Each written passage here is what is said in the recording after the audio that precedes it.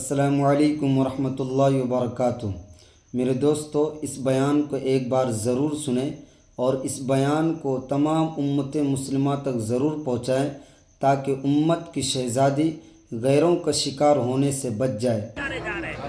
آج کل کی ویڈیو ہے، 3 غیر مسلم لڑکوں نے مل کر کے کالج سے بچی کو بلایا اور اس کو مار کر کے اسکارپیو میں لے گیا، 3 دن ریپ کیا اور ریپ کرنے کے بعد اس کے جسم کو سریعام لے آ کر کے پھینک دیا۔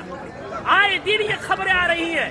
میں پوچھنا چاہتا ہوں، اس کے پیچھے کے ذمہ دار معاشرے کے ہمارے اور آپ جیسے بے غیرت لوگ نہیں ہیں جو شادیوں میں ناچ گانوں میں پیسوں میں آگ لگا رہے اور آگ لگا کر کے شادیوں کو اتنا مشکل بنا دیا کہ وقت میں شادیاں نہیں ہو رہی ہے، جس کی وجہ سے ہماری بیٹیاں جذبات ان میں بھی ہے، جذبات کی رو میں بہ کر کے ایجوکیشن والی بچیاں غیروں کے گود میں کھیل نہیں رہی ہے، بلکہ ٹیشو پیپر بنا کر کے انہیں استعمال کر کے گلی کوچوں میں پھینک نہیں دیا جا رہا ہے، بلکہ ان کے چیچڑے اڑائے جا رہے ہیں۔ اتنے ادب و احترام کے ساتھ بار بار اصرار کرنے کے بعد جھک کر کے، باپ کہہ کر کے، بھائی کہہ کر کے، ایمان کا حوالہ دے کر، اسلام کا حوالہ دے کر، پوری سوسائٹی کے عہد و پیمان کا حوالہ دے کر کے کہا گیا، لیکن پھر کیوں نہیں مانے؟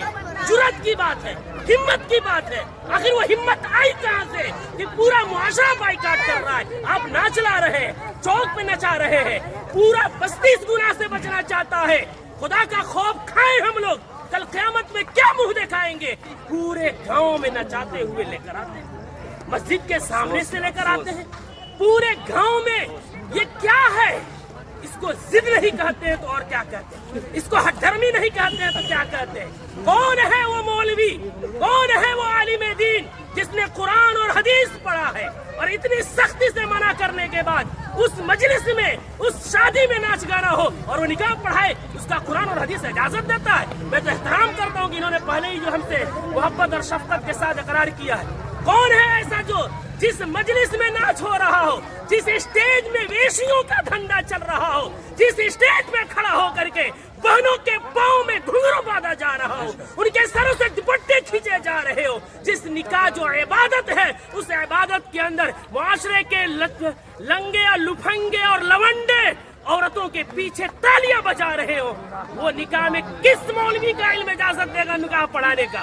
کون سی قرآن اجازت دے گی؟ کون سی حدیث اجازت دے گی؟ یہاں سب کلمہ پڑھنے والے ہیں، ہم مریں گے، رب کے سامنے حاضر ہوں گے۔